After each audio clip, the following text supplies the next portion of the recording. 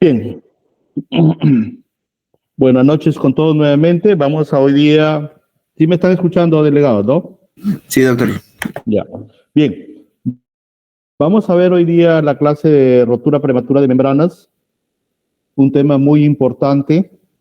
Es un tema muy importante que debemos tener en cuenta porque es muy frecuente en los servicios de obstetricia la rotura prematura de membranas y toma mayor importancia cuando se da en embarazos pretérminos, ¿no? Que como vamos a ver más adelante se constituye como un problema de salud pública y es necesario que ustedes estén preparados para que traten adecuadamente este tipo de casos. Primero veamos la definición. Miren esta definición, ¿no? Su mismo nombre lo dice, rotura de membranas. Es la rotura de las membranas corioniamnióticas que se producen antes del trabajo de parto, pero es importante que tengan presente que se produce después de las de 22 semanas de gestación, ¿no? Y esto es importante porque nos permite diferenciar de los abortos antes de las 22 semanas, cuando se rompen las membranas, toman el nombre más bien de aborto inevitable. Es un concepto muy importante que tienen que tomar en cuenta. No vaya a ser que le llegue una paciente de 20 semanas con rotura de membranas, perdiendo líquido, y ustedes le pongan rotura prematura de membranas cuando es un aborto inevitable, ¿sí? Ahora, veamos lo que dice la OMS, algo parecido, ¿no? Esta definición, el cual considera que como la solución de continuidad espontánea de las membranas corionióticas desde las de 22 semanas de gestación y antes del inicio del trabajo de parto. Concepto importante también, porque cuando las membranas se rompen durante el trabajo de parto, se llama ruptura precoz de membrana y prácticamente tiene las mismas siglas de RPM, ruptura precoz de membrana, mientras que lo que estamos nosotros tratando es la ruptura prematura de membranas. Doctor, disculpe, ¿está pasando las diapositivas? ¿Sí? No se ven que se pasen, se quedó en la primera hoja, en la primera diapositiva. Ya. Ahí, tampoco. Voy a salir un ratito. A ver. Ya. ¿Ha bajado ahí la pantalla o está del mismo tamaño? Sí, sigue el mismo tamaño, pero ya se cambió la diapositiva. Y ahora sí. Ya, a ver. ¿Regresé? No, sigue en la diapositiva 3. ¿Avanzo ahí o no? No, doctor. Ya, entonces algo está pasando. Bien, nos vamos a quedar ahí pues con en este tamaño. Ahí se avanzó, ¿no? Ahí se avanzó. Sí, ahí se avanza. Ya, muy bien. Entonces, este es el concepto según la Organización Mundial de la Salud, ¿no? Que hay que tener en cuenta para diferenciarlo les decía, del aborto inevitable, ¿no? Ahora, hay otros conceptos que son importantes que debemos tener en cuenta también, ¿no? Hay una serie de conceptos que debemos tener en cuenta relacionados con la rotura prematura de membranas y que ya tenemos que ir familiarizándonos, como el periodo de latencia. Acuérdense que el periodo de latencia de la rotura prematura de membranas es el tiempo que transcurre desde el momento en que se produce la rotura de las membranas hasta el inicio del trabajo de parto.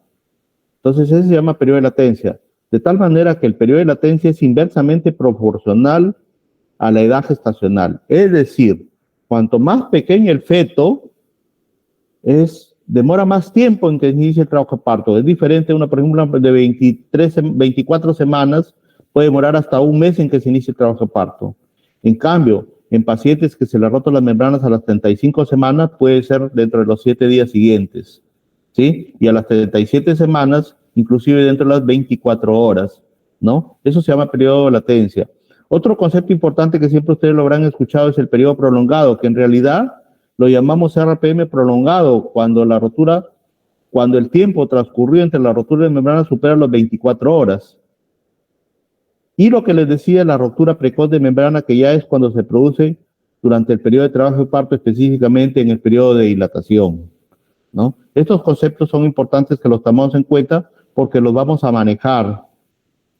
En cuanto a la epidemiología, les decía que se constituía como un problema de salud público. Fíjense ustedes que la incidencia global a nivel mundial es de 10% de todos los embarazos, a nivel mundial. Y el 80% corresponde a embarazos a término y un 20% de embarazos pretérmino. O sea, la gran mayoría de la rotura de membrana se da en los embarazos a término. Ojo con este concepto de rotura prematura de membranas, que es una entidad patológica, Muchos autores consideran que la rotura prematura de membranas después de las 37 semanas es algo fisiológico, lo consideran como fisiológico, ¿no? Y consideran patológico a la rotura precoz de membranas pretérmino, o sea, en los partos, en los embarazos pretérminos. El 80% corresponde, esto quiere decir que del 10%, pues el 8% más o menos corresponde a rotura de membranas en gestantes a término, mientras que el 2% en embarazos en pretérminos. Hay otra bibliografía que especifica más o menos que la rotura de membranas en los embarazos pretérminos es más o menos de 2 hasta el 5%. Y fíjese, es responsable de hasta el 30-40% de todos los prematuros a nivel mundial.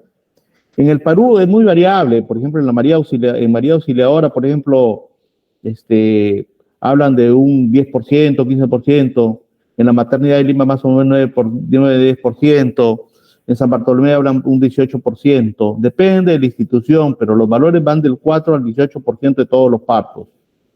Y a nivel mundial constituye como el 20% de todas las muertes perinatales, fíjense ustedes. O sea, se constituye, en nuestro medio no escapa a ese concepto, por lo tanto es un problema de salud pública.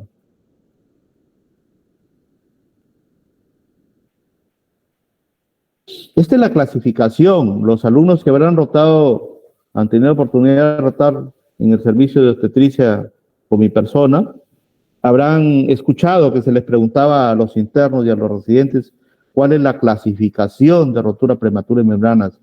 Hay una serie de clasificaciones, pero nosotros hemos querido traer la más importante que se adapta y que la que se utiliza en nuestro medio, ¿no? Este es de la COG. Tenemos dos grandes grupos, RPM a término y RPM pretérmino. Ya se sabe RPM a término, lógicamente, después de las 37 semanas de gestación.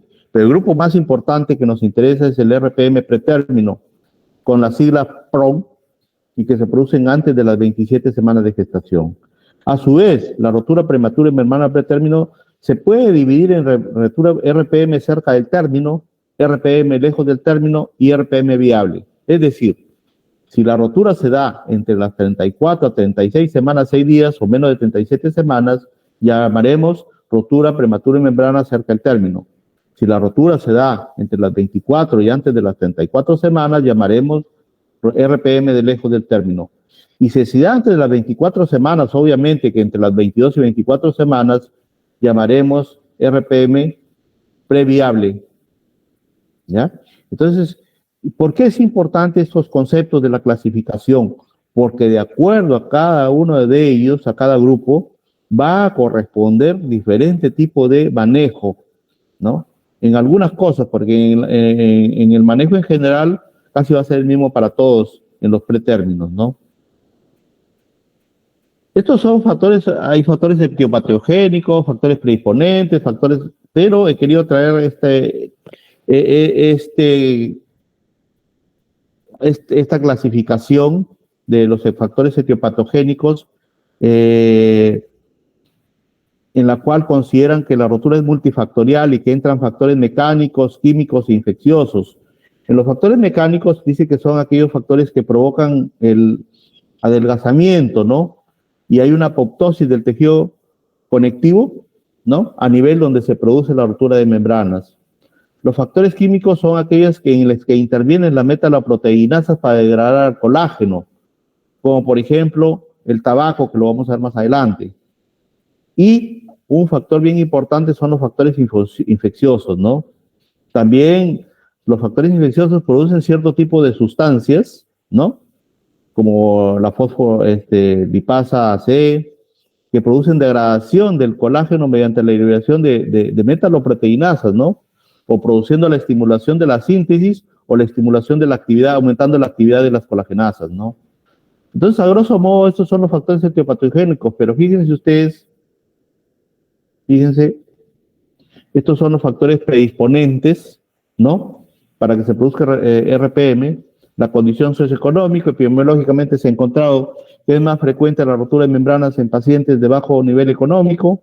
El tabaquismo, que de aquí lo vamos a ver el mecanismo más o menos cómo es que se produce. La cervicovaginitis es un factor muy importante, siempre lo relacionamos. Se dice que la cervicovaginitis va a predisponer para rotura prematura de membranas. Y si no se da tratamiento antes de las 23 semanas, va a ser mayor el riesgo para ruptura de membranas en el futuro. La cirugía previa del cuello uterino, cuando por ejemplo se ha hecho un cerclaje, acá en la incompetencia cervical, por ejemplo, cuando se ha hecho una conización, una cauterización, entonces son factores que predisponen para que se produzca la ruptura de membranas. En la incompetencia cervical, sobre todo, que se da después de las 18 semanas, en la cual hemos visto algunos casos en el servicio para los que han rotado, ¿no? Se produce la expulsión del producto, inclusive a veces sin contracciones uterinas. Y tomen en cuenta que a partir de las 16 a 18 semanas es en que aumenta la presión intraamniótica, y por eso es que se produce la salida del feto. Esta incompetencia cervical puede ser congénita o puede ser iatrogénica. Cuando se hace un legrado, generalmente a veces se lesiona para poder dilatar el cuello, el esfínter del orificio cervical interno, o a veces ya es congénito, ¿no? Como también hay algunas enfermedades también en las cuales se van a poder producir incompetencia cervical, pero es un factor predisponente. Las presentaciones anómalas, sí, o sea, una presentación, por ejemplo, transversa, ¿no? Una presentación podálica, una presentación oblicua, predisponen también. Y la neumonitis, ¿no? O la infección del líquido amniótico de las membranas amnióticas, ¿no? O del líquido amniótico, que muchas veces sin necesidad que haya rotura, inclusive puede haber infección del líquido amniótico y de sus membranas. Otros factores menos importantes, pero que también están relacionados, tenemos el coito, ¿no? Durante el embarazo, los ejercicios demasiado intensos, la multiparidad, ¿no? Sobre todo cuando son más de tres fetos, el síndrome de Ehlers-Danlos, que tiene que ver más que todo con lo que les decía, que a veces produce incompetencia cervical, pero el síndrome de Ehlers-Danlos todos ustedes lo conocen, que es una enfermedad del tejido conectivo, ¿no? Es una enfermedad en la cual hay cierto tipo de enzima y hay una elasticidad de los tejidos aumentada, ¿no? Y en este caso a veces hay una también debilidad o disminución del colágeno. Y esto va a predisponer para que produzcan rotura de membranas. Eso es lo que hemos dicho, es lo que presentábamos antes porque lo sacábamos de revista.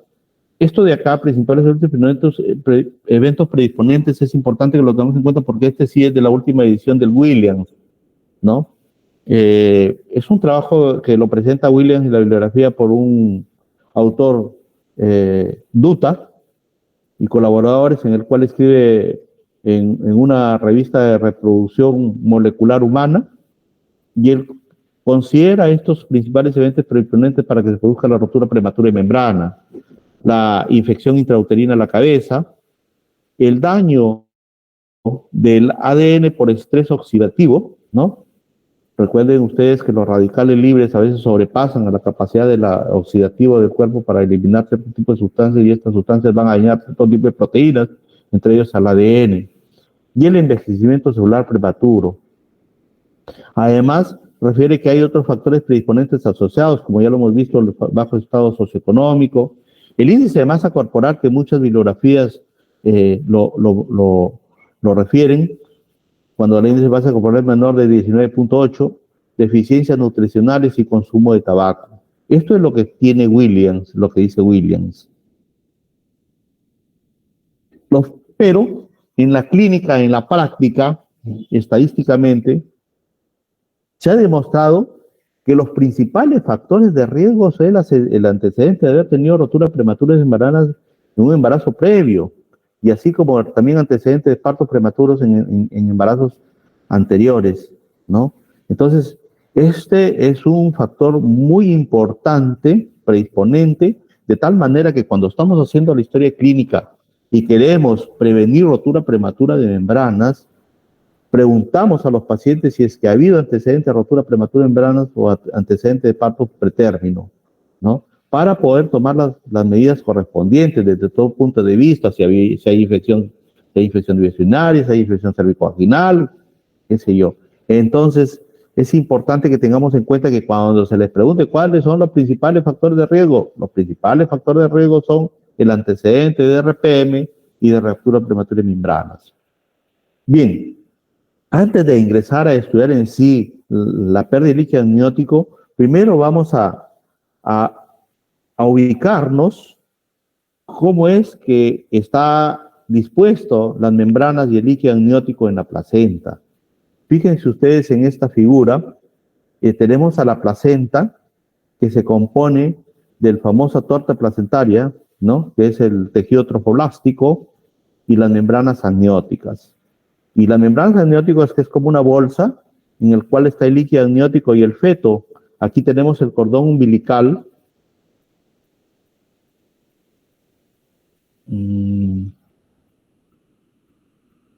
Aquí tenemos el cordón umbilical.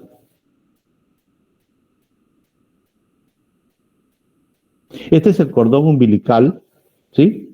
Este es el cordón umbilical que prácticamente va a insertarse en la pared abdominal del feto. Pero es importante que tengan en cuenta que las membranas amnióticas se comprenden de dos láminas a su vez. De la membrana o de dos membranas a la vez. La membrana amniótica, que es la más interna y que está en contacto con el líquido amniótico en el feto, y la membrana coriónica, que acá la vamos a ver mejor, ¿no? Que está en contacto directo con la adhesiva basal del endometrio, ¿no? En este caso lo vemos acá, separamos las dos membranas y tenemos la membrana amniótica, que está en contacto directo con el líquido amniótico, y la membrana coriónica. Si vemos ustedes, en primer lugar, que hay un espacio entre los dos, es un espacio virtual y que va a tener un contenido líquido de más o menos de 50 o 80 mililitros y que muchas veces se rompe una membrana y por ejemplo, la membrana coriónica, y creemos que hay una rotura prematura en membranas cuando lo que se ha producido es una rotura de una de las membranas y se ha perdido el líquido amniótico que hay en ese espacio virtual. También fíjense ustedes cómo la membrana amniótica es más delgada que la membrana coriónica, y como lo vamos a ver, esta membrana, si bien es cierto, es más delgada, pero es más elástica, mientras que la membrana coriónica es más gruesa y es más resistente. Aquí tenemos más de cerca, vamos a regresar. Ya. Entonces, aquí tenemos la membrana amniótica nuevamente, para un poco más de cerca, para que diferencien ustedes cómo es que se disponen la membrana amniótica y la membrana coriónica.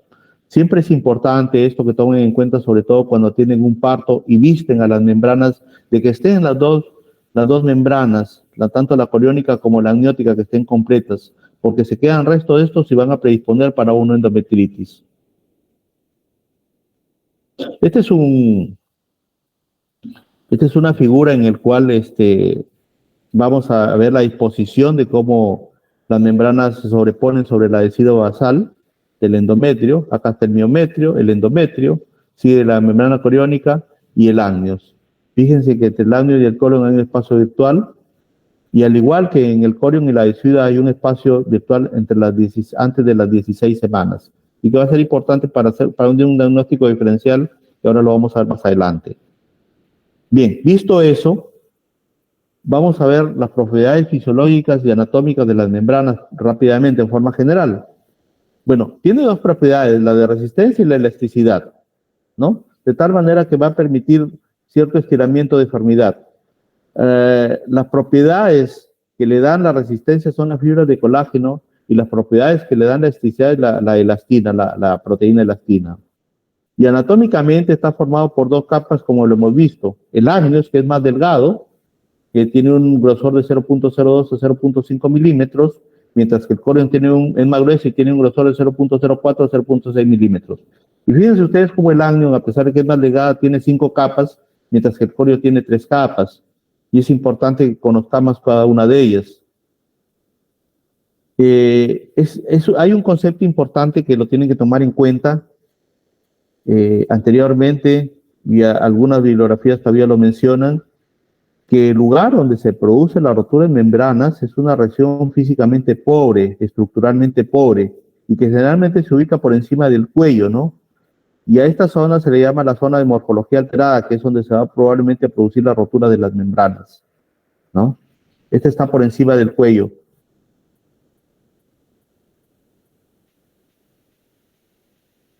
Fíjense aquí en esta diapositiva cómo están dispuestas Las subcapas, o llamémosle láminas, porque así le llama la bibliografía, de la membrana coriónica, de la membrana amniótica y la membrana coriónica. La membrana amniótica, que tiene 5 capas, está en primer lugar el epitelio directamente en contacto con el líquido amniótico y con el feto, ¿no?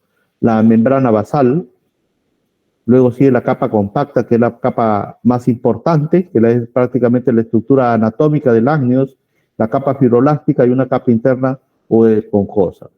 Cada una de ellas tiene sus componentes, ¿no? O sea, ¿de qué está compuesto? Por ejemplo, la membrana basal está compuesta de colágeno tipo 3, 4 y 5, y dos proteínas laminina y fibronectina. La capa compacta está compuesta, por ejemplo, por colágeno tipo 1, 3, 4 y fibronectina. La proteína fibronectina es la capa más resistente. Y así sucesivamente, pues ustedes lo pueden leer. Mientras que la capa coriónica, que es más gruesa, solamente tiene 3 capas. Está la capa reticular. Un momento.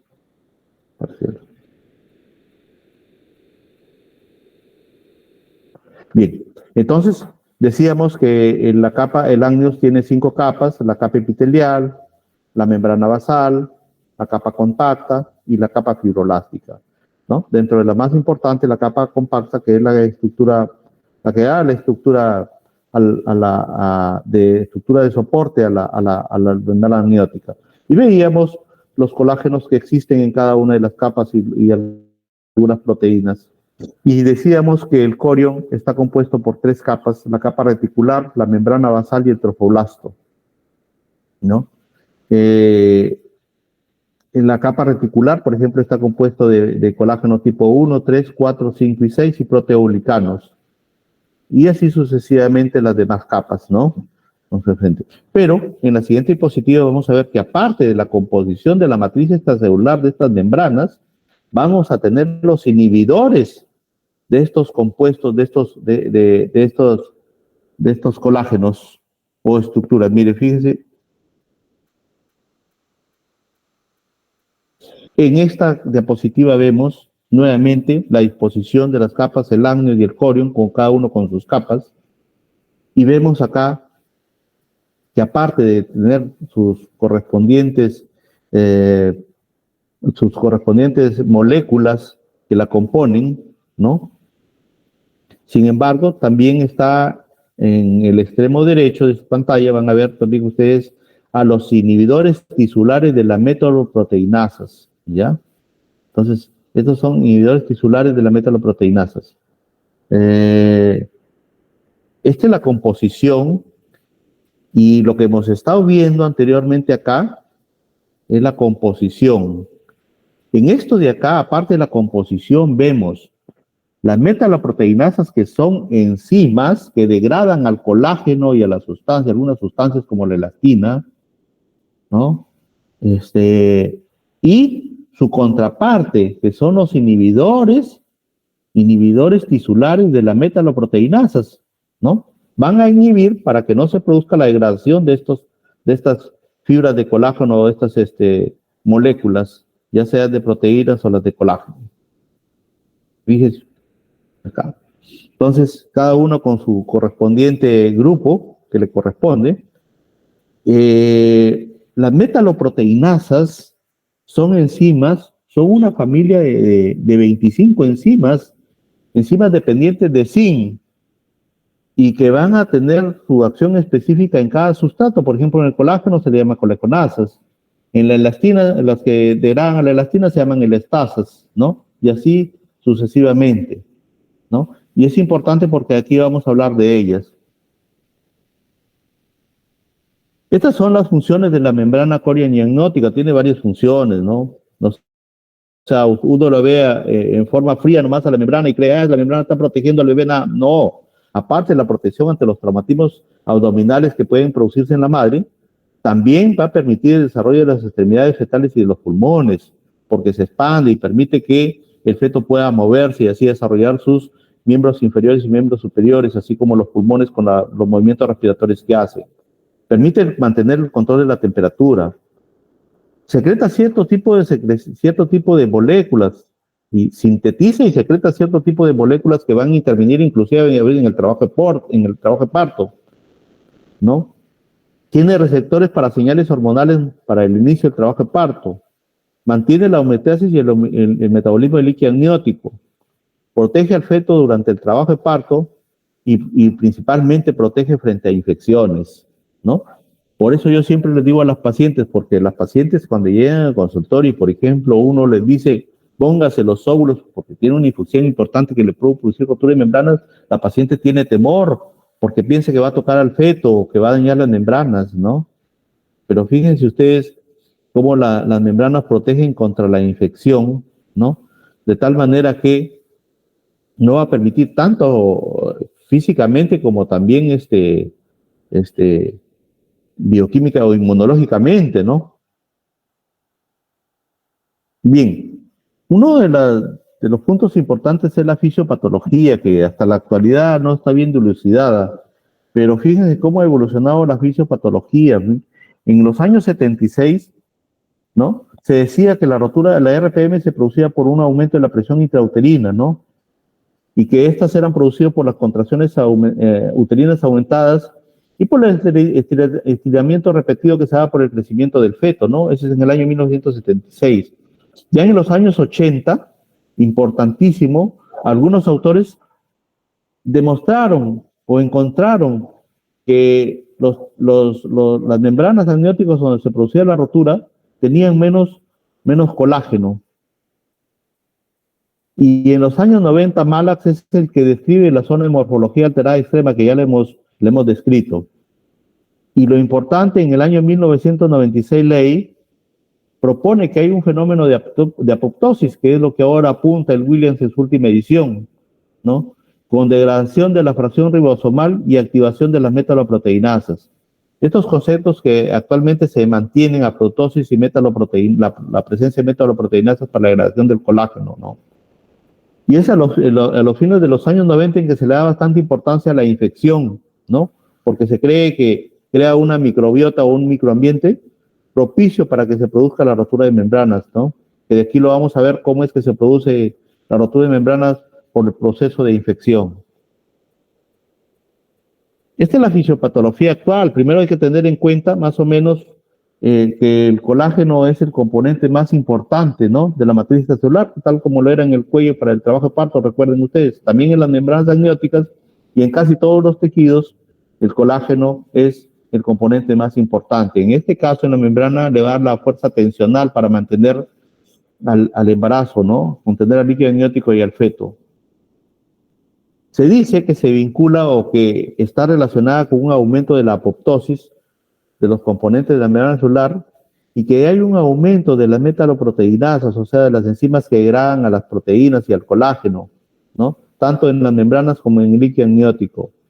De tal manera que la integridad de las membranas, o sea, durante el parto, cuando no hay trabajo de parto y el embarazo tiene que mantenerse para que el recién nacido llegue a término, deben permanecer sin alteraciones. Estas se permanecen sin alteraciones debido a que hay una disminución de la concentración de las metaloproteinasas y a su vez, más bien hay un aumento de los inhibidores tisulares de las metaloproteinasas, ¿no?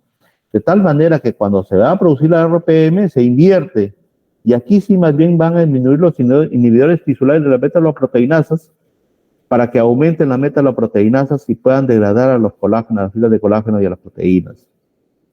Por lo tanto, el mecanismo propuesto es una falta de equilibrio entre los factores de degradación y la síntesis de matriz extracelular. En realidad son alteraciones físicas de las membranas.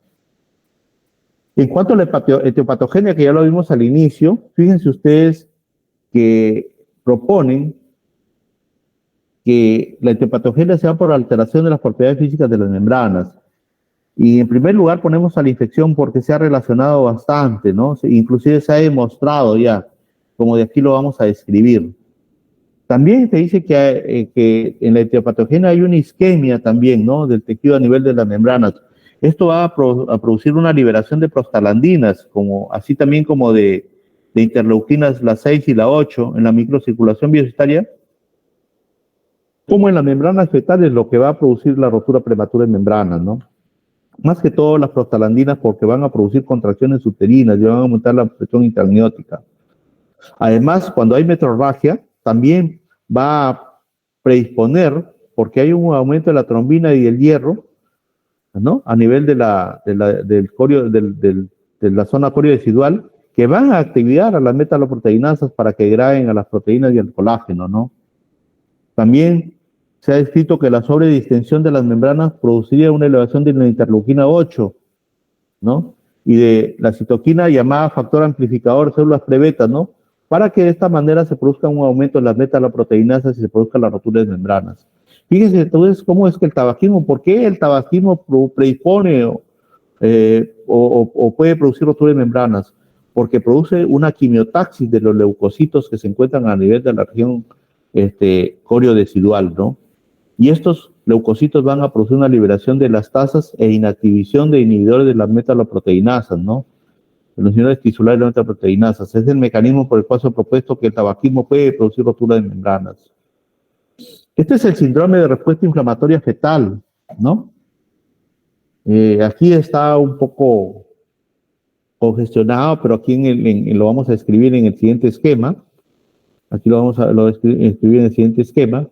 Se produce cuando llegan los gérmenes al espacio coriodecidual, ya sea infección a través de vía ascendente, principalmente, e inducen la formación de productos bacterianos como la fosfolipasa C, lipopolisacáridos, ¿no? Que actúan como endotoxinas y estimulan la síntesis de prostaglandina E2 y F2 alfa. Por esta vía, para estimular la síntesis de prostaglandina, van a producir el parto pretérmino. Por otra vía, también aumentan los macrófagos y estos macrófagos van a producir la liberación de interleuquinas o mediadores inflamatorios que a su vez activan las prostaglandinas y además inician una secuencia de inflamación de metaloproteinasas, específicamente la colagenasa para que se produzca la ruptura membrana. Otra vía son las bacterias que inducen directamente la formación de proteasas y también producen directamente una depredación bacteriostática y líquida amniótica. En este esquema, creo que está ahí mejor para explicarlo. La infección cérvico-vaginal activa la fosfolipasa 2, A, C y en este caso A2, ¿no? Esta va a activar la síntesis de prostaglandinas para que se produzca el parto prematuro. Además, por otra vía, va a producir la estimulación de los macrófagos, como les dije, para que se produzcan síntesis de prostaglandinas que va a producir parto prematuro, pero también va a activar a los mediadores inflamatorios para que se produzca aumento de la actividad de las colagenasas para que se produzca la RPM. También directamente, por otra vía, va a producir la síntesis de estas enzimas y directamente produce depresión de la actividad bacteriostática y líquido amniótico. Entonces, una vez que hemos visto ya las características anatomopatológicas, fisiopatológicas, vamos a ver ahora cómo se hace el diagnóstico de ruptura prematura de membranas. Y esto lo hemos preguntado muchas veces en las rotaciones que hacemos, ¿no? Llévense la idea o el concepto de que el diagnóstico de RPM es principalmente clínico en el 90% de los casos, ¿no? Y uno lo ve, pues, ¿no? Cuando la paciente viene perdiendo líquido, uno pone la posición ginecológica sin ponerle incluso posición ginecológica, la paciente está expulsando bastante líquido. Que hay que diferenciarlo como lo vamos a ver de aquí en el diagnóstico diferencial de flujo vaginal por vulvovaginitis, ¿no? Pero lo que nos interesa es ese otro 10% en el cual existe la duda. Como les decía la vez pasada cuando pasábamos visita, no nos interesa este 10% porque ya sabemos si lo podemos manejar. Nos interesa ese 10% que puede ser un falso negativo, ¿no? Un falso negativo, y de repente mandamos a la paciente a su casa y estamos incubando una coriangiognitis con muerte fetal y riesgo de muerte materna también. Por eso es importante ese 10% que no se puede ver a simple vista. Estos son los criterios diagnósticos de rotura prematura de membrana, ¿no? Ante la sospecha, si no es evidente la pérdida de líquido amniótico a través de la vagina, entonces hay que poner el espéculo. Nunca pierdan la oportunidad, les digo yo siempre cuando rotamos. nunca pierdan la oportunidad de poner un espéculo para ver el cuello, ¿no? En este caso, para ver el líquido amniótico, la salida del líquido amniótico. Entonces, ¿cómo se logra demostrar si es que no sale espontáneamente? Se le pide a la paciente a través de la maniobra oral, ya se ve tosiendo, empujando, y se ve que empieza a salir líquido amniótico a través del cuello. Puede ser un líquido amniótico claro, un líquido amniótico cetrino, pero siempre con tendencia a un olor a lejía, ¿no? Y yo siempre le hago la diferenciación a los internos y a los clientes, preguntarle a la paciente qué cantidad de líquido amniótico ha perdido, ¿no? No es absoluto, pero es la mayoría o lo más frecuente. Generalmente, para considerarlo, más de media taza o una taza de pérdida de líquido. Cuando es flujo vaginal, generalmente menos de media taza de pérdida de líquido a través de la vagina, ¿no? Ahora, si existe aún la duda y no sale líquido amniótico, realizamos las pruebas clásicas que ustedes conocen como la prueba del test de lecho o test de Fer, ¿no? Que es el patrón de la cristalización del líquido amniótico observado a través del microscopio en el lecho. Les decía la vez pasada, lo que hacemos es ponemos el espéculo, y algunos lo hacen directamente nomás con un hisopo, sacan el líquido amniótico que hay en el fondo del saco, lo ponen y lo colocan en una lámina portaobjeto y lo dejan secar al tiempo, o sea, espontáneamente. No se debe utilizar secadores ni al sol, nada, espontáneamente que se seque. Y se ve como ahí está la cristalización tipo hojas de lecho, ¿no? Que aquí vamos a ver más adelante que pueden haber falsos positivos.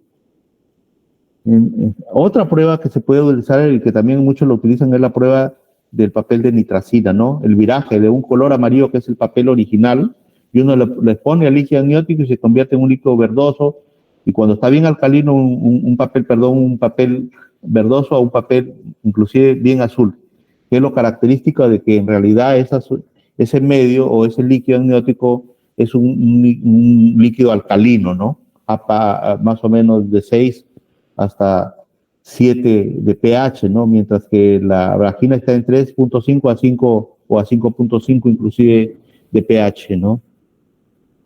Y otra forma también de complementar es cuando en una paciente que sospechamos y no pierde líquido, pero la paciente manifiesta que perdió líquido, es haciendo una ecografía y encontramos que hay una disminución de líquido amniótico. No es absoluto porque puede haber oligoamnios por otra causa, pero hacemos unidad clínica y podemos llegar al diagnóstico.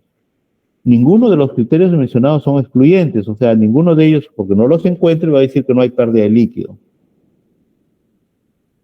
Este es una diapositiva que sacó últimamente de los principales tests, en donde incluye ya el Amniosur, que aquí son pruebas especiales que de aquí las vamos a explicar, pero hay diferentes tipos de estudios en los cuales las sensibilidades en realidad son más bajas que las que ponen acá, excepto del Amniosur, ¿no?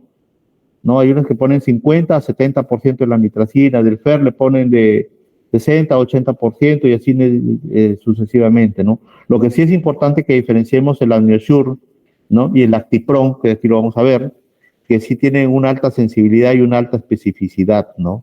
Y son prácticamente los que se debe utilizar.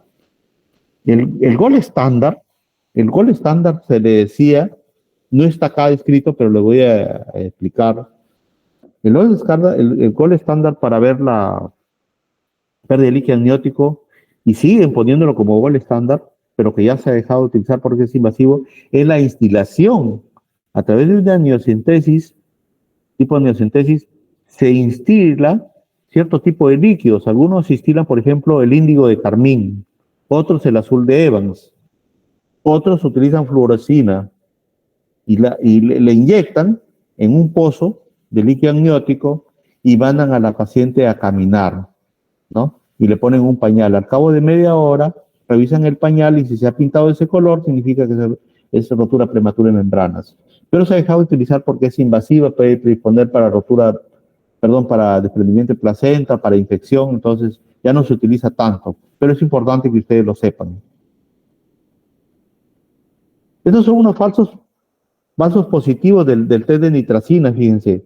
Pueden haber falsos positivos porque la orina, el semen, el moco cervical y la sangre, algunos antisépticos por ejemplo, la vaginitis por tricomonas van a producir un medio alcalino, ¿no? Entonces, nos va a conllevar a hacer un diagnóstico de falsos positivos, pero también hay falsos negativos. Cuando hay RPM sin pérdida de líquido amniótico, y si hay, a veces se le llama rotura alta, botan un poquito y después ya no hay nada, ¿no? Y algunas veces es cuando ya perdió bastante líquido la paciente en su casa, que inclusive ella estaba orinando en el water, en el inodoro, y de repente ella creía que era su orina y ha sido pérdida de líquido amniótico, y ya cuando viene no hay nada de líquido y tampoco no bota, ¿no? Entonces uno dice, no está perdiendo señora nada, váyase a su casa. Mentira, cuidado con la corianitis. Y estas son las pruebas especiales, fíjense, son dos, ¿no? Son dos pruebas especiales.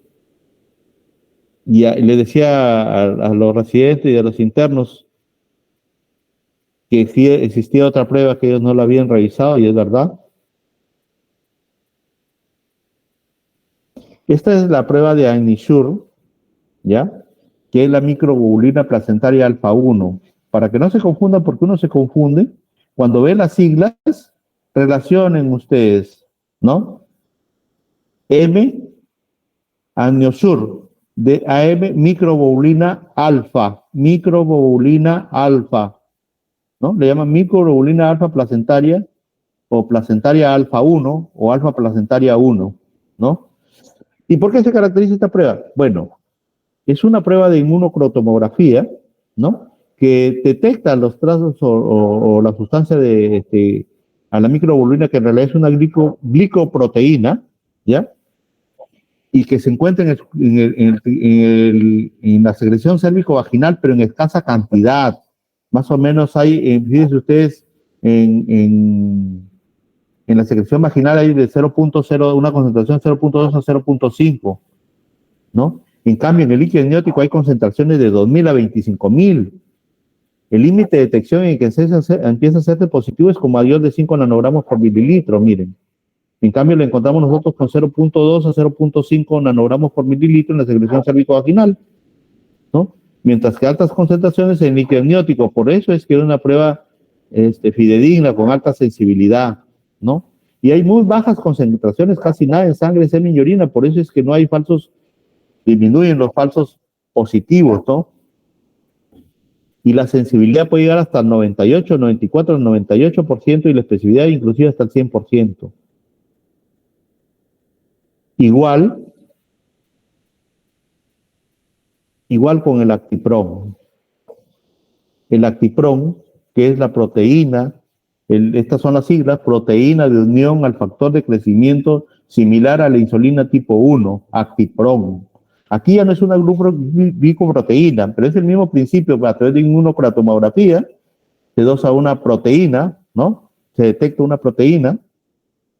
Los límites de detección aquí son más altos, de 25 nanogramos por decilitro, ¿no?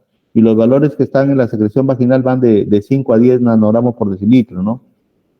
Fíjense que esta, a diferencia de la otra que era producida en la región córneo-decidual, esta es producida en el hígado, la deciduo y la placenta, ¿no? Fíjense que llega una concentración de líquido amniótico hasta de 140.000 nanogramos por mililitro, ¿no?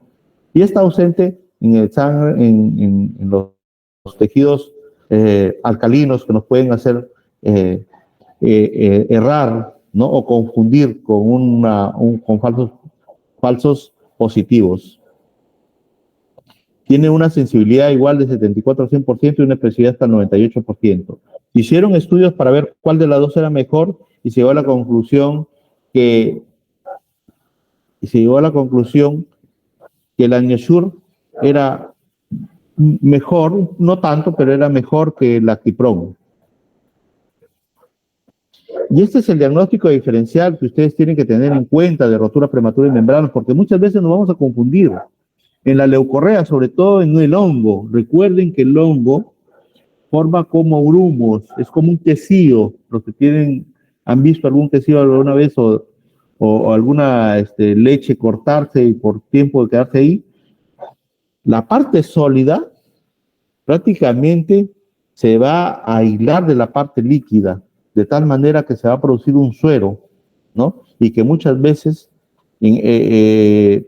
va a salir a través de la vagina, mientras que la parte sólida se va a caer en el fondo uterino y nos va a hacer equivocar como si fuera una rotura prematura de membrana. La incontinencia urinaria de esfuerzo, que aquí vamos a ver el tapón mucoso, cuando hay pródromo de trabajo de parto, ¿no? Y en realidad es poco, pero cuando el moco es muy acuoso, también nos puede hacer equivocar. Quistes vaginales rotos, hidrorrea decidual, rotura evolutiva. Vamos a ver algunos de ellos. Estos son los más frecuentes, los que más se pueden presentar. La leucorrea, frecuente, flujo genital blanco amarillento infeccioso asociado a prurito, es por el honguito que les dije, ¿no? El hongo produce prurito. Hay que hacer diagnóstico diferencial, pero generalmente no sobrepasa más de media taza. La incontinencia urinaria. La incontinencia urinaria muchas veces se va a presentar en la segunda mitad del embarazo y las pacientes refieren que han perdido líquido cuando en realidad es pérdida de orina. Entonces, uno la lleva en el consultorio, la pone en posición ginecológica y la hace pujar y vemos que hay escape de orina en realidad, ¿no? Generalmente se da en las multíparas, ¿no? Y esta se da porque se produce una relajación a nivel del perineo, pero sobre todo hay un cisto rectocele. También la infección de vías urinarias a veces produce incontinencia urinaria, ojo, no solamente en embarazadas, sino también en pacientes posmenopáusicas, ¿no? Siempre cuando llegan pacientes de incontinencia urinaria y ven ustedes y no hay tanto prolapso de órganos genitales, hay que pensar en una infección de vías urinarias y hay que pedir un examen de orina. En la eliminación del tapón mucoso también es frecuente.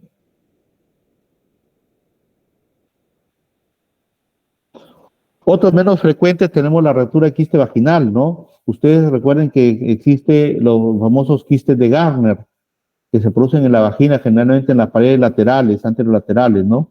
Y bota un líquido, cuando se rompen, bota un líquido cristalino, ¿no?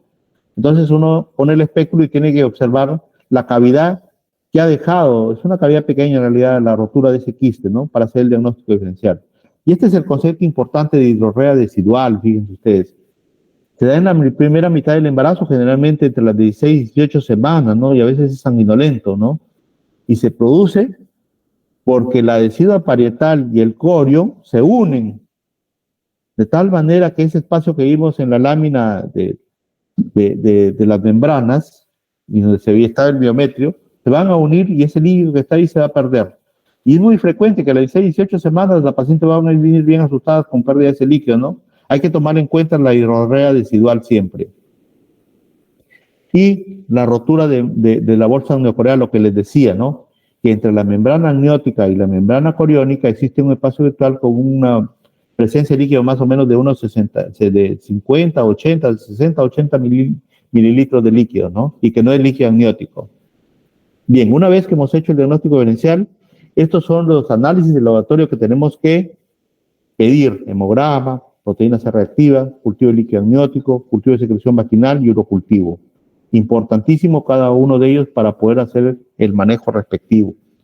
Es importante que tomen en cuenta, sobre todo en la corionionitis, que cuando hay alteración del hemograma y del PCR, que son los que más rápido salen, aparte de los cultivos que demoran mucho tiempo, nos va a ayudar a tomar decisiones, ¿no? Pero les decía, lo más importante es la clínica. ¿Cuál es la conducta ante una rotura prematura de membrana? Fundamental, la historia clínica. No debemos dejar de vista la historia clínica. Por favor, tenemos que hacer una buena historia clínica. Tenemos que preguntar a la paciente las características, en qué momento se produjo la rotura de membranas, la cantidad, las características, el olor, el color. Todo eso nos va a ayudar a hacer el diagnóstico de RPM, sobre todo en ese 10% en el cual no es evidente la rotura de las membranas. Hay que confirmar la edad gestacional porque es importante, porque el manejo se va de acuerdo a la edad gestacional. Es diferente manejar a un feto previable, ¿no? RPM previable, que a un feto con cerca del término, ¿no? Rotura prematura más cerca del término, ¿no? Hay que confirmar la edad gestacional y eso ya lo sabemos. Recuerden ustedes que hay mucho error en la consignación y sobre todo en la forma de manifestar la paciente sobre su fecha última regla. Muchas veces nos dicen el último día que arregló, o a veces, muchas veces nos dicen inclusive el día que le tenía que venir y ya no le vino. Entonces hay que tomar en cuenta todo eso. Siempre hay que descartar un parto inminente, porque si ya tiene un parto inminente ya no vamos a tomar las acciones que lo hacemos en una paciente que no tiene trabajo de parto, ¿no? Descartar el compromiso fetal, o sea, si una paciente viene con un sufrimiento fetal agudo, no vamos a esperar a estudiar, hacer todo lo que tenemos que hacer o manejar en una paciente con RPM. Inmediatamente lo que tenemos que hacer es terminar el embarazo, ¿no? Y siempre hay que descartar infección también, sobre todo corionionitis, porque no puede dar tiempo y hay que terminar el embarazo. Y eso lo vamos a ver más adelante. He querido traeros estas controversias en ruptura prematura de membranas, y siempre existe la conducta expectante versus la conducta activa. O sea, un feto de 29 semanas, ¿lo sacamos, lo dejamos? Un feto de 32 semanas, ¿lo tenemos que ya extraer porque tiene riesgo de infección? Ya tiene riesgo de infección, o mejor lo dejamos porque tiene 29 semanas y va a tener todos los problemas de prematuridad, ¿no? El momento óptimo para la intervención tiene que ser personalizado y varía entre las diferentes instituciones, ¿no? Y nosotros tenemos que sopesar el equilibrio entre la morbilidad relacionada con la prematuridad y la morbilidad relacionada con las complicaciones de la ruptura de membranas, como la infección, ¿no? La misma,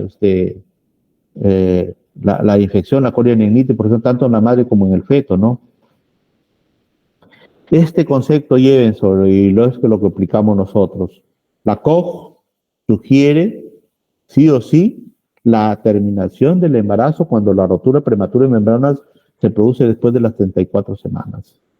No hay vuelta que darle, no hay que esperar, porque se ha encontrado que los resultados perinatales son similares en cuanto a las complicaciones de prematuridad, ¿no? Que no hay una diferencia significativa sacar uno de 34 semanas por uno de 35 semanas, 4 días, por ejemplo, ¿no? Y que por lo tanto, después de las 34 semanas tenemos que terminar la gestación, porque hay mayor es el riesgo más bien de una infección intraamniótica. Otra de las controversias es los modelos, ¿ponemos o no ponemos maduración pulmonar? Por supuesto, esto ya está definido, ¿ya? Paciente, y preguntaba siempre a los residentes de cuándo a cuándo hay que poner la maduración pulmonar. Generalmente se pone de 24 a 34 semanas, a veces en 34 semanas 6 días, ¿no? Eso es lo que dice la bibliografía, ¿no? Y es lo que lo aplican, pero generalmente hay otros estudios también que lo aplican hasta las 36 semanas 6 días.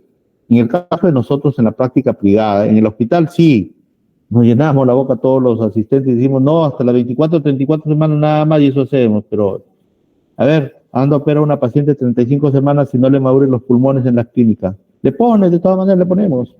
Bueno, pero esto es lo que dice la bibliografía y es lo que se hace en la vida extrahospitalaria, ¿no? Y los corticoides que se ponen, principalmente la betametasona, que atraviesa mejor la barrera placentaria, la membrana amniótica, la barrera placentaria, se ponen 12 miligramos intramuscular cada día por 2 días, o sea, 2 dosis. 12 miligramos el primer día, 12 miligramos el segundo día. ¿Ya?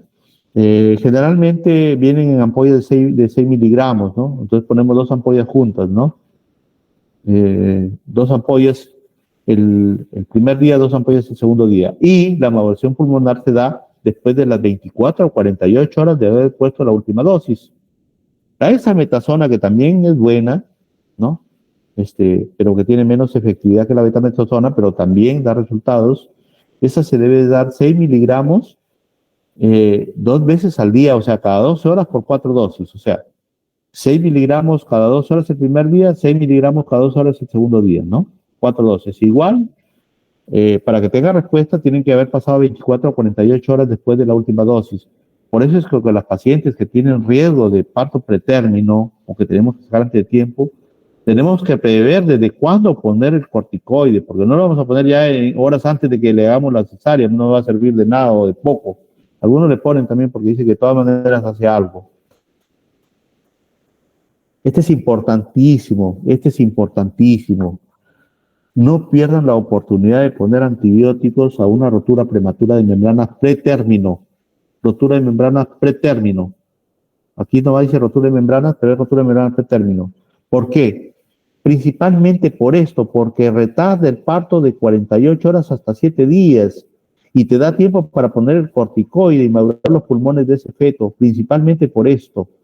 Pero también disminuye la infección neonatal y sepsis, disminuye los hemocultivos positivos, disminuye la corioneonitis hasta un 40-50%, las infecciones perpetuales, el síndrome de estrés respiratorios e inclusive la hemorragia intraventricular. Entonces, nunca pierdan la oportunidad de aplicar antibióticos en la rotura prematura de embarazos pretérminos. No estoy hablando de los partos pretérminos, sino de la rotura prematura de membranas pretérminos. Ahora, ¿cómo es el manejo y tratamiento? Primero hablemos del manejo que el tratamiento en sí. ¿Cómo es que debemos manejar a una paciente? He querido traer esta diapositiva de Williams, de los años antiguos, en el cual manifestaba el tratamiento de la COX. Y aquí, principalmente, es un poco más esquemática que lo que voy a presentar, ¿no? Generalmente, por ejemplo, se lo dividían, ¿no? En edades gestacionales, de 34 semanas a menos de 37 semanas, como dije, la COX hay que terminar el embarazo. Y se recomienda profilaxis contra el estreptococo de grupo B al inicio del trabajo de parto. O sea, una vez que inicia el trabajo de parto, hay que darle de todas maneras ampicilina. De las 32 a 33 semanas, fíjense ustedes, ¿no? De las 32 actitud expectante, hay que tratar de llegar a las 34 semanas, salvo que se confirme la madurez pulmonar. Aquí sí se recomienda, inclusive antes de que se inicie el trabajo de parto, la profilaxis contra el estreptococo de grupo B. Aquí ponían en duda altera de juicio en el año 2013 el uso de corticoides, no hay consenso. Ahora totalmente esto lo desechamos porque utilizamos, como vamos a ver más adelante, el uso de corticoides de las 24 a 34 semanas. El uso de antibióticos para prolongar la latencia, previo descarte de contraindicaciones, por supuesto, ¿no? Por ejemplo, una paciente alérgica a la penicilina, por ejemplo, ¿no? Pero hay otros antibióticos también. De 24 a 31 semanas, necesariamente actitud expectante, salvo que haya contraindicaciones, un sufrimiento fetal agudo, una corionitis, qué sé yo. Aquí, de todas maneras, sí o sí, hay que darle la ampicilina para profilaxis contra el estreptococo del grupo B. Aplicar un solo ciclo de corticoides, ¿sí?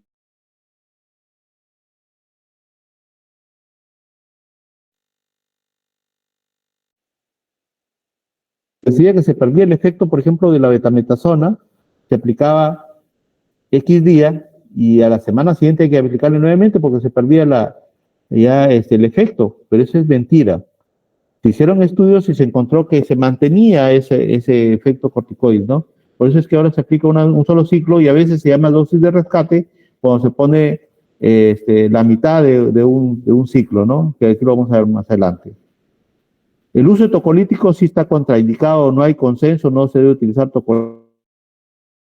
Realizar la maduración pulmonar 24 a 48 horas. Igual, antibióticos para prolongar la latencia, ¿no? Y de esta manera madurar los pulmones.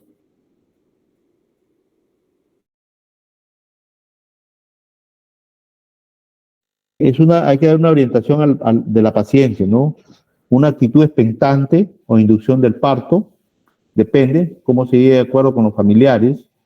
Generalmente yo no estoy de acuerdo en que se tiene que terminar el embarazo, salvo que haya una corioneonitis, ¿no? U otros problemas. Aquí sí no se recomienda el antibiótico profiláctico porque es bien raro que el estreptococo de grupo beta produzca ruptura prematura de membranas en esta edad gestacional. No se recomienda aquí los corticoides, algunos consideran a partir de las 23 semanas 6 días, otros de las 22 semanas a las 23 semanas, de acuerdo a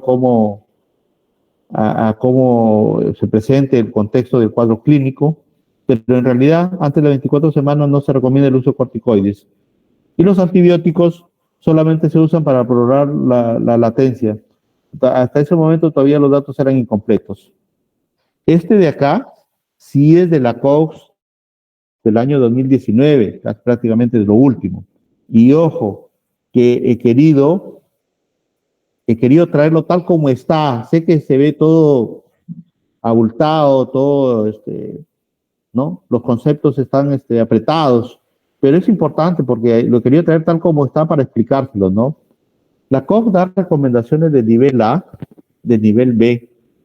Las recomendaciones de nivel A, por ejemplo, dicen los pacientes con RPM antes de las 34 semanas, deben ser manejadas en forma expectante si no existen contraindicaciones. Y hay que hacerlo. Porque antes de las 34 semanas ya ustedes saben que es el punto de quiebre para que un recién nacido salga en mejores condiciones en relación a la prematurez. Para reducir las infecciones maternas y neonatales y la morbilidad dependiente de la edad gestacional, es importante el tratamiento con antibióticos. Y este es el esquema que se daba, ¿no?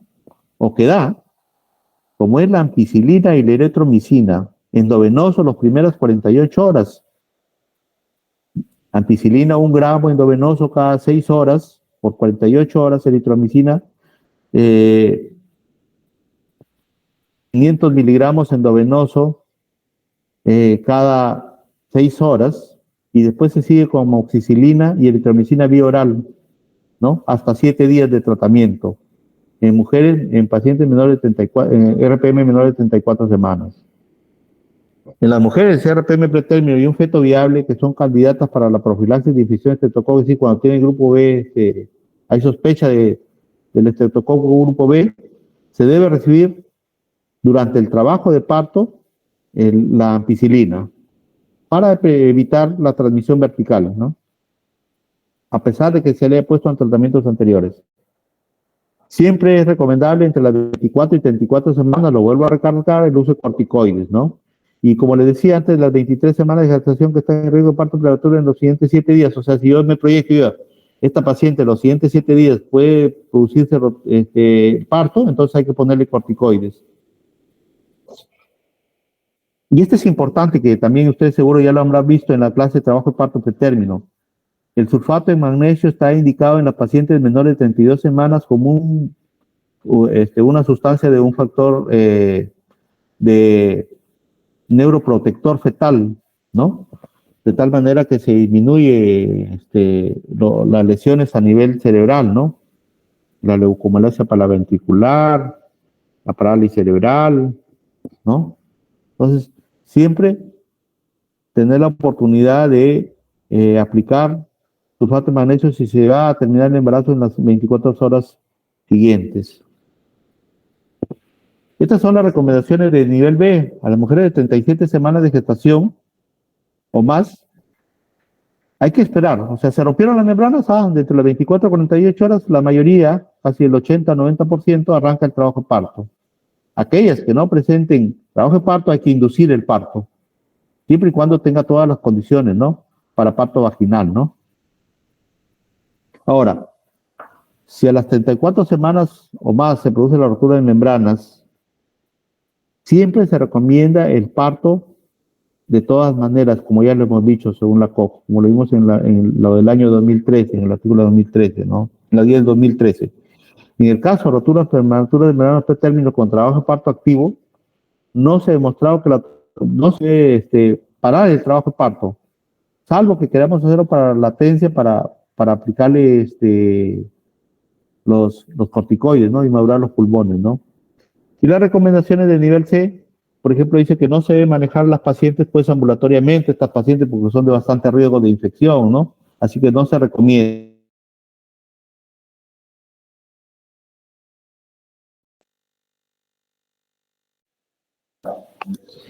Fíjense ustedes en la rotura prematura de membranas en gestaciones mayores de 37 semanas, si la rotura se produjo 24 horas antes, no es necesario hemograma ni PCR, sino que de frente se inician después de las 6 horas antibióticos, con la finalización del parto, ¿no? Ahora, si trae o tiene estreptococo de grupo beta positivo, iniciar con penicilina o ampicilina. Nosotros usamos la ampicilina, 2 gramos endovenoso y después seguimos 1 gramo endovenoso cada 4 horas o cada 6 horas. Generalmente damos 1 a 2 gramos endovenoso cada 6 horas. Y la finalización de la gestación sí tiene que ser dentro de las 24 horas. Si el RPM es mayor de 24 horas, aquí ya está contaminado el líquido amniótico. Aquí sí hay que solicitar un hemograma y una proteína C reactiva para descartar corionitis.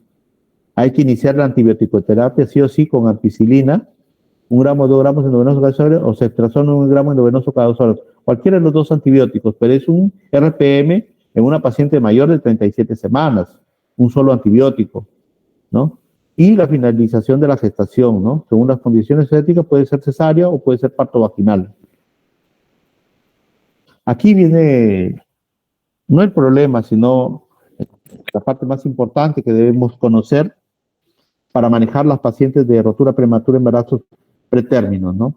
Cuando la rotura se ha producido de 34 a 36.6 semanas, sí o sí hay que hospitalizar y la paciente tiene que estar en reposo. A más movimiento, más pérdida de líquido, de preferencia en decúbito lateral izquierdo, de preferencia, pero no necesariamente.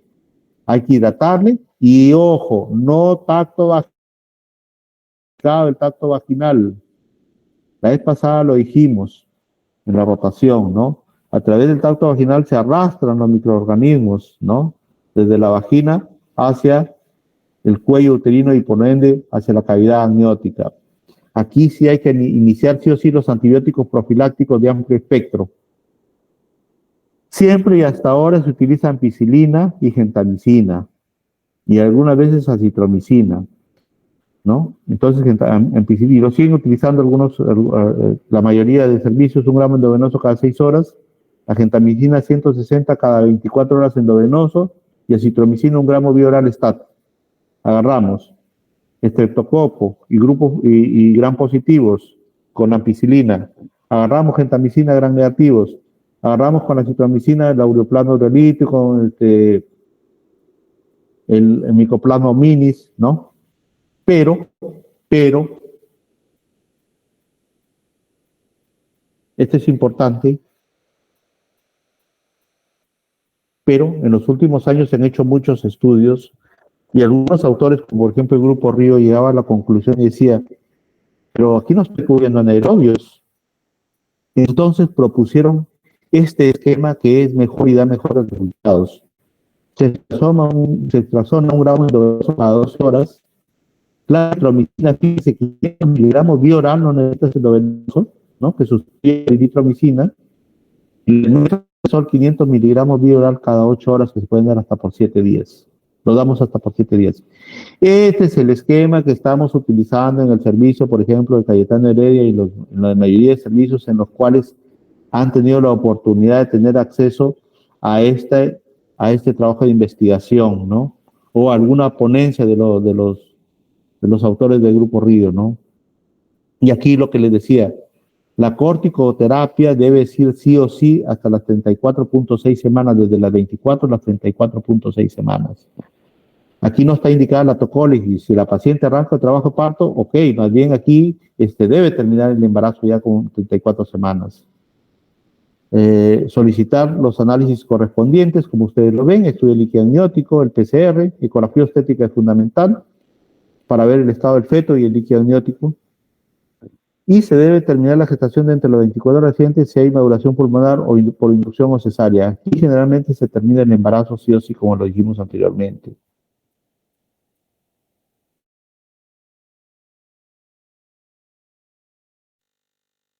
En un embarazo de 24 a 3.6 semanas. Igual se tiene que hospitalizar la paciente, como ya lo dijimos, hay que hidratarla.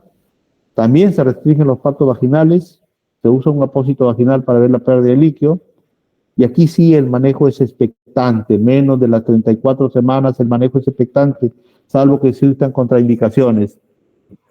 Aquí sí es importante el control de los signos vitales cada 6 horas, ¿no? Y controles obstétricos cada 6 a 8 horas. ¿Por qué?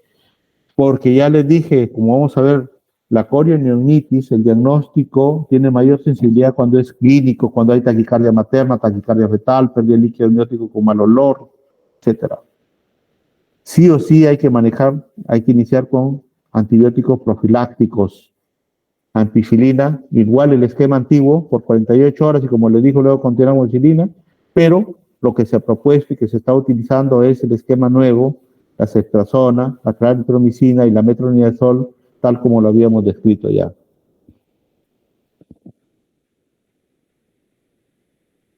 Bien, este es en el de 24 a 33 semanas, 6 días, ¿sí? Aquí sí es importante la madurez pulmonar, sí o sí hay que aplicar madurez pulmonar. Sí, continuamos con la de 24 a 33.6 semanas, perdón.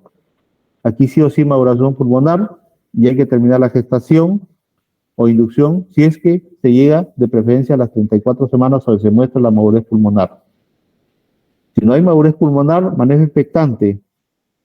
El control de funciones vitales estricto por lo que les dije y los análisis que tienen que pedirse. Aquí hay que madurar los pulmones sí o sí. Aquí decían no hay que utilizar corticoides si hay infección. Claro que sí, si hay infección se trata de restringirlos, pero se ha demostrado que los corticoides no van a aumentar la infección en estos casos porque son aplicaciones de corto tiempo nada más o de corta dosis nada más, ¿no? Hay que determinar la gestación cuando hay maduración pulmonar, ¿no? Y la tocólisis, que ya le hemos dicho, cuándo se debe utilizar en el caso de que haya trabajo de parto solamente por 48 horas para pues, no dé tiempo para la utilización de corticoides. Este es el feto previable. Fíjense ustedes que es importante decidir si uno va a continuar con la gestación o va a tener una conducta expectante. Además de todas las complicaciones secundarias a inmadurez extrema, hay un mayor riesgo de morbilidad y mortalidad fetal por infección perinatal e hipoplasia pulmonar, ¿no? Aquí, por ejemplo, antes de las 23 semanas, antes de las 22 semanas puede haber hipoplasia pulmonar, puede haber, por ejemplo, alteración de las extremidades, ¿no? Con desviación de las mismas o cierto tipo de posturas, ¿no? Que después son difíciles de tratar, ¿no? Aquí, aunque el médico debe tomar la decisión, no, la decisión hay que tomarla con los familiares, con el padre y la madre, ¿no? Es importante que se le informe en forma amplia y honesta sobre el pronóstico y los riesgos y beneficios de la conducta expectante para tomar una decisión en conjunto. Es importante eso. Si los padres deciden continuar la gestación, hay que continuarla, pues, ¿no? Ahora, si deciden terminar la gestación, si existen algunos riesgos, hay que hacerlo, pero eso ya depende de cada médico y de acuerdo al contexto clínico, ¿no? Seguimos. Aquí sí hay que hospitalizar a la paciente, siempre restringir los tactos vaginales, los controles de funciones vitales, ¿no? La antibioticoterapia, ¿no? Se puede realizar angiocentesis para hacer un cultivo. En otros países lo que hacen es una angiocentesis para aplicar cloruro de sodio o cierto tipo de líquido que se parezca al líquido amniótico, ¿no? Acá no lo hacemos. Siempre que hay infección intraamniótica, lógicamente que tenemos que terminar la gestación y tratar de llevarla a la gestación hasta las 32 o 34 semanas. Bien, ahora sí vamos a ver, perdón.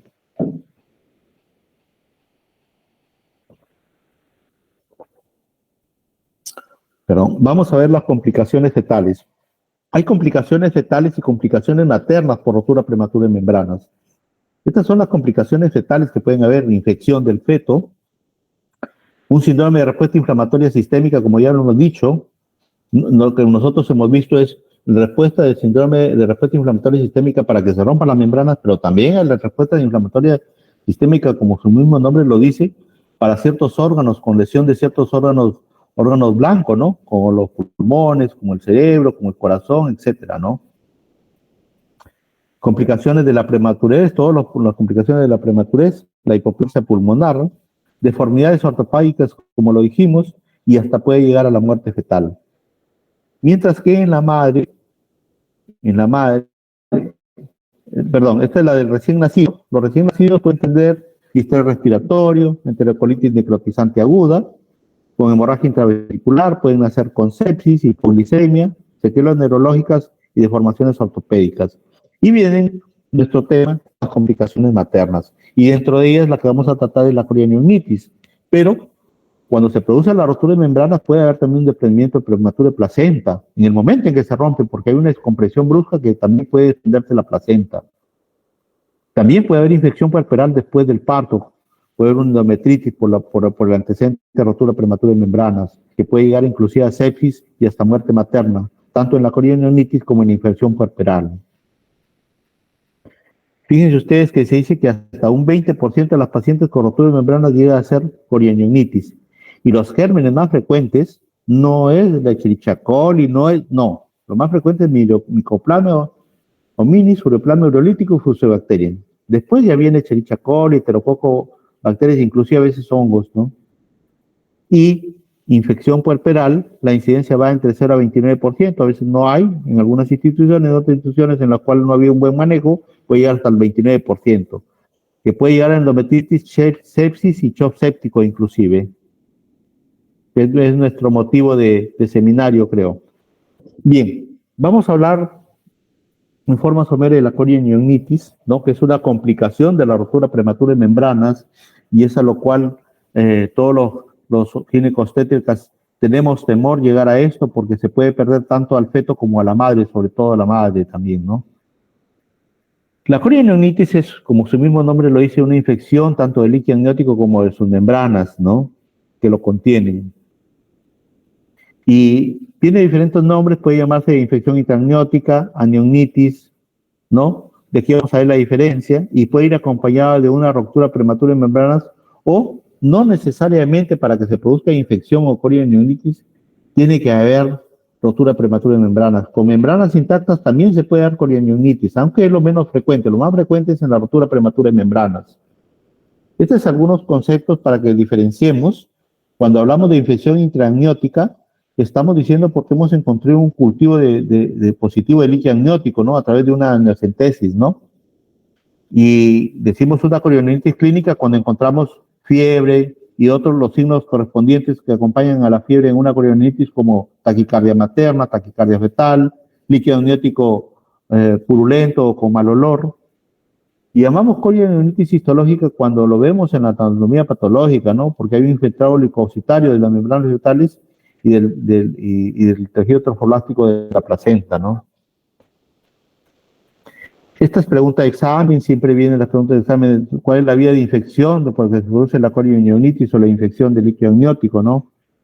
Y tenemos la vía ascendente, la hematógena, la retrógrada, la central. La más frecuente es la vía ascendente. Fíjense, la vía ascendente que se va desde el cervix a la vagina a través de las vulvovaginitis, sobre todo bacterianas, y que van a colonizar la región coriodecidual para llegar después a la cavidad amniótica.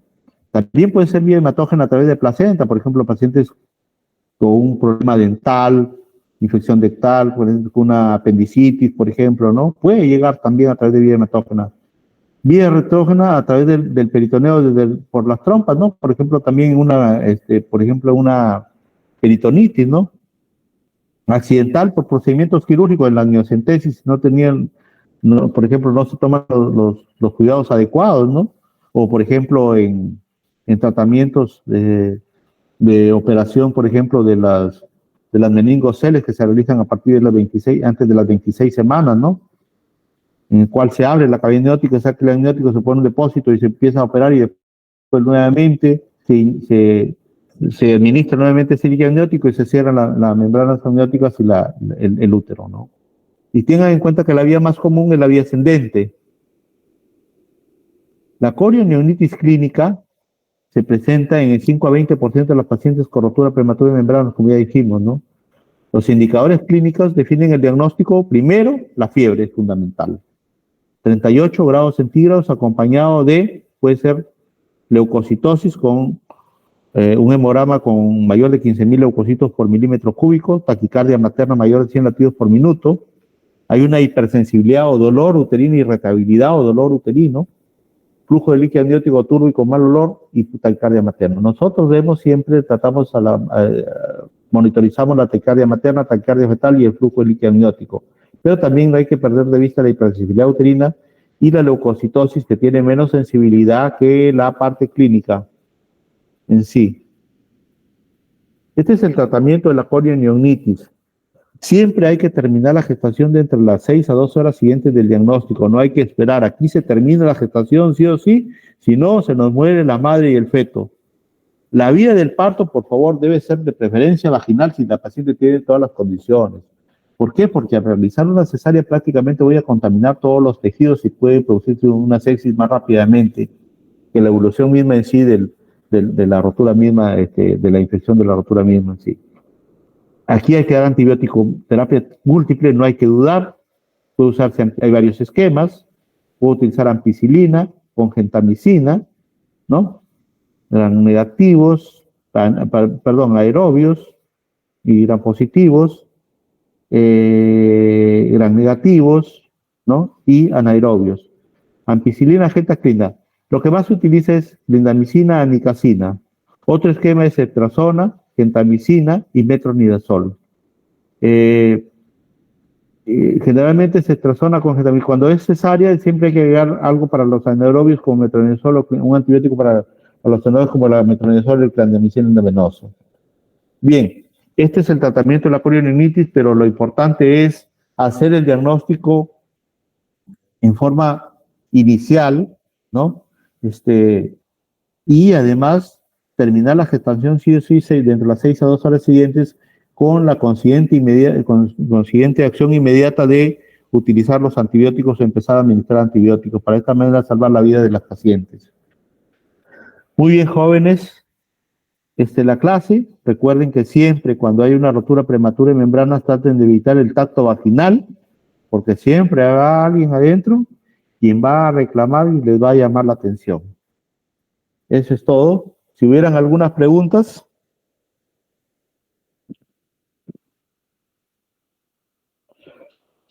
Delegado. No hay preguntas, doctor. Ya. Muy bien, entonces hemos terminado. Después te mando la clase porque van a entrar preguntas en el examen, al igual que van a entrar preguntas en el examen también de la clase que di de cardiotocografía o de prueba de bienestar fetal. En cuanto al seminario, mañana nos ponemos de acuerdo en la mañana a ver si es que es mañana o porque tengo un día bien recargado o lo dejamos para lunes o martes. ¿Ya? Si es que hay tiempo, porque los doctores están utilizando estas horas para dictar sus clases. Algunos doctores sí. A ver, nos ponemos de acuerdo, pues, si puedo mañana, pero tengo un día porque voy a viajar, pero nos ponemos de acuerdo, ¿sí? Muy bien. Ya, doctor, está bien. Eso es todo, ya. Hasta luego. Hasta luego, doctor. Buenas noches.